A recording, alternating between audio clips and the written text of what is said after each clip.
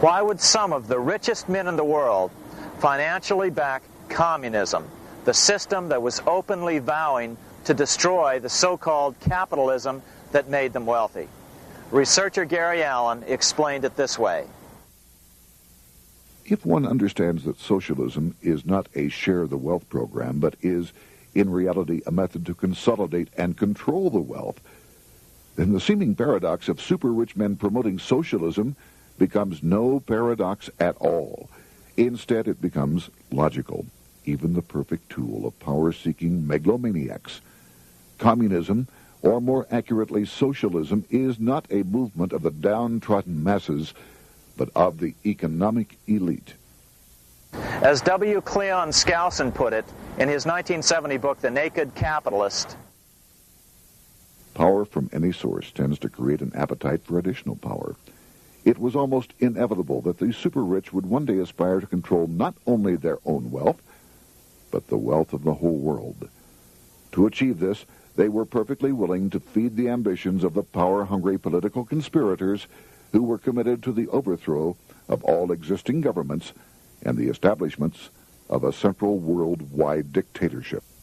But what if these revolutionaries get out of control and try to seize power from the super-rich?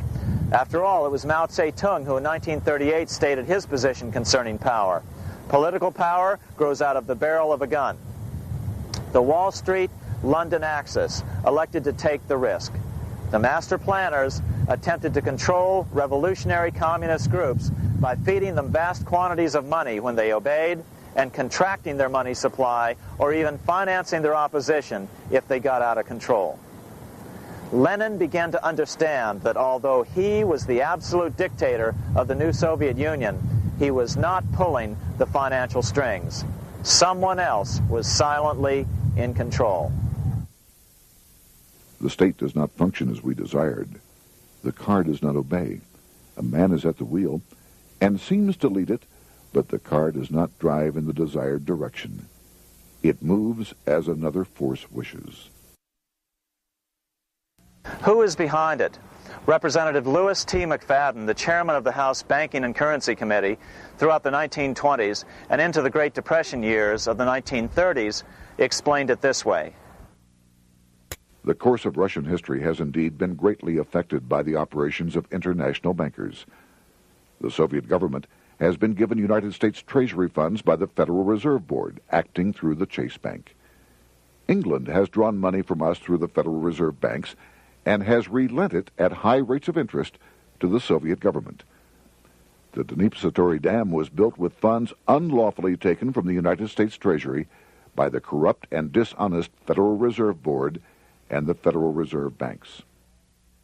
In other words, the Fed and the Bank of England, at the behest of the international bankers who controlled them, were creating a monster, one which would fuel 7 decades of unprecedented communist revolution, warfare, and most importantly, debt. In case you think there's some chance that the money changers got communism going and then lost control, in 1992, the Washington Times reported that Russian President Boris Yeltsin was upset that most of the incoming foreign aid was being siphoned off, quote, straight back into the coffers of Western banks in debt service, close quote. No one in his right mind would claim that a war as large as World War I had a single cause. Wars are complex things with many causative factors. But on the other hand, it would also be equally foolish to ignore as a prime cause of World War I those who would profit the most from the war. The role of the money changers is no wild conspiracy theory. They had a motive, a short-ranged, self-serving motive, as well as a long-range political motive of advancing totalitarian governments, with the money changers maintaining the financial clout to control whatever politician might emerge as the leader. Next, we'll see what the money changers' ultimate political goal is for the world. Shortly after World War I, the overall political agenda of the money changers began to be clear. Now that they controlled national economies individually, The next step was the ultimate form of consolidation, world government. The new world government proposal was given top priority at the Paris Peace Conference after World War I. It was called the League of Nations. But much to the surprise of Paul Warburg and Bernard Baruch, who attended the peace conference with President Wilson, the world was not yet ready to dissolve national boundaries. Nationalism still beats strong in the human breast. For example, Lord Curzon, the British Foreign Secretary, called the League of Nations a good joke, even though it was the stated policy of the British government to support it. To the humiliation of President Wilson, the U.S. Congress wouldn't ratify the League either, despite the fact that it had been ratified by many other nations. Without money flowing from the U.S. Treasury, the League died. After World War I, the American public had grown tired of the internationalist policies of Democrat Woodrow Wilson. In the presidential election of 1920, Republican Warren Harding won a landslide victory with over 60% of the vote. Harding was an ardent foe of both Bolshevism and the League of Nations. His election, which opened a 12-year run of Republican presidents in the White House, led to an unprecedented era of prosperity known as the Roaring Twenties. Despite the fact that the war had brought America a debt 10 times larger than its Civil War debt, still the American economy surged. Gold had poured into the country during the war, and it continued to do so afterwards. In the early 1920s, the governor of this bank, the Federal Reserve Bank of New York, a man named Benjamin Strong, met frequently with the secretive and eccentric governor of the Bank of England, Montague Norman. Norman was determined to replace the gold England had lost to the U.S. during World War I and return the Bank of England to its former position of dominance in world finance. On top of that, rich with gold, the American economy might get out of control again, just like it had done after the Civil War. During the next 8 years, under the presidencies of Harding and Coolidge, the huge federal debt built up during World War I was cut by 38%, down to $16 billion, the greatest percentage drop in U.S. history. During the election of 1920, Warren Harding and Calvin Coolidge ran against James Cox, the governor of Ohio, and the little-known Franklin D. Roosevelt, who had previously risen to no higher post than President Wilson's Assistant Secretary of the Navy. After his inauguration, Harding moved quickly to formally kill the League of Nations. Then he quickly moved to reduce domestic taxes while raising tariffs to record heights. Now, this was a revenue policy of which most of the Founding Fathers would certainly have approved. His second year in office, Harding took ill on a train trip in the West and suddenly died. Although no autopsy was performed, the cause was said to be either pneumonia or food poisoning. When Coolidge took over, he continued Harding's domestic economic policy of high tariffs on imports while cutting income taxes. As a result, the economy grew at such a rate that net revenue still increased. Now that had to be stopped. So just as they'd done so frequently before, the money changers decided it was time to crash the American economy. The Federal Reserve began flooding the country with money. They increased the money supply by 62% during these years. Money was plentiful. This is why it was known as the Roaring Twenties. Before his death in 1919, former President Teddy Roosevelt warned the American people what was going on. As reported in the March 27, 1922 edition of the New York Times, Roosevelt said, "These international bankers and Rockefeller Standard Oil interests control the majority of newspapers and the columns of these papers to club into submission or drive out of public office officials who refuse to do the bidding of the powerful, corrupt cliques which compose the invisible government." Just one day before, in the New York Times, the mayor of New York, John Hylan, quoted Roosevelt and blasted those he saw as taking control of America, its political machinery, and its press. The warning of Theodore Roosevelt has much timeliness today. For the real menace of our republic is this invisible government which, like a giant octopus, sprawls its slimy length over city, state, and nation. It seizes in its long and powerful tentacles our executive officers, our legislative bodies, our schools, our courts, our newspapers, and every agency created for the public protection.